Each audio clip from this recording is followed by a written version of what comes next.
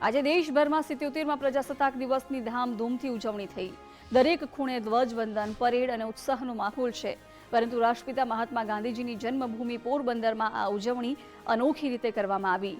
Shri Ram C swimming ક્લબના તરવૈયાઓએ કડકડતી ઠંડી વચ્ચે ઘૂઘવતા અરબી સમુદ્રમાં મધ્યમાં જઈને રાષ્ટ્રધ્વજને વંદન કર્યું। છેલ્લા 25 વર્ષથી આ ક્લબ 26 જાન્યુઆરી અને 15 ઓગસ્ટના દિવસે મધ્ય દરિયામાં રાષ્ટ્રધ્વજવંદન કરીને રાષ્ટ્રપ્રેમની અભિવ્યક્તિ કરે છે। આ વર્ષે પણ યુવા તરવૈયાઓએ ઉત્સાહભેર આ પરંપરાને આગળ વધારી। આ અનોખી ઉજવણીનો મુખ્ય હેતુ યુવાનોમાં સમુદ્ર પ્રત્યેનો ભય દૂર કરવાનો અને તરણ કળા તરફ આકર્ષણ વધારવાનો છે। આજ રોજ શિયાળાની કડકડતી ઠંડીમાં મધ્ય દરિયે ધ્વજવંદન કરવામાં આવેલ છે। આ ધ્વજવંદન છેલ્લા 25 વર્ષથી આજે 25મું વર્ષ છે। Shri Ram C swimming club દ્વારા 26મી જાન્યુઆરી અને 15મી ઓગસ્ટના દિવસે મધ્ય દરિયે જઈ અને ધ્વજવંદન કરવામાં આવે છે।